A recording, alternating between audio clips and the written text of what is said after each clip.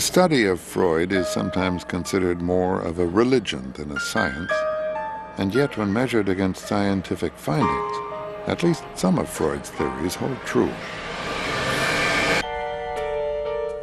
Everybody dreams, probably. Although many of us forget them, during a normal night's sleep we dream for about 1/5 of the time. Our most vivid dreams come to us during REM, rapid eye movement sleep. They can be as intense and emotional as real-life experiences. At the Bethesda Sleep Disorder Center in Cincinnati, Ohio, experiments on dreams and sleep are conducted almost daily. He's had a scene change. You know, like he's gone from one room to another, or the whole theme and place of the dream has changed. I think patients are attached to electrodes which measure various impulses, including REM. EEG readings, which record the electrical activity of the brain, show that these periods of rapid eye movement correspond with particular brain rhythms. The notion that REM sleep, the physiology, has somehow destroyed, altered, or made Freud untenable, I think we too quickly, my colleagues, even my psychoanalytic colleagues, jump much too quickly to the notion that Freudian theory is somehow put aside by the laboratory work.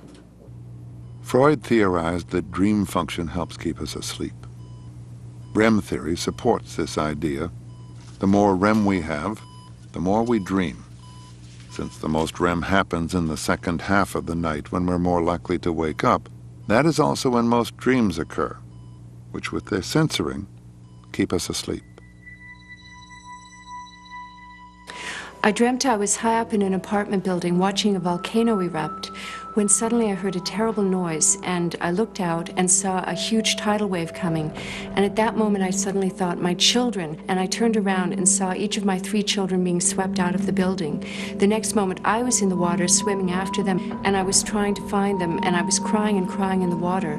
Then I was on dry land looking for them, and I saw all these dead people lying around. And first I found my eldest daughter, and she was wet, but she was alive. Then my middle daughter, and I knew for sure my youngest daughter was dead. And sure enough, I saw her lying out among all these other people, and she was dead. And I was crying and crying, and I woke up. The book was published in 1899, but Freud requested that the publication date be given as 1900. to create the impression that his views were pioneering thoughts for the new century. Freud's epic was ignored by disapproving colleagues and seemed only eccentric food for a handful of readers. The book sold merely 350 copies in its first 6 years. Freud was characteristically defensive.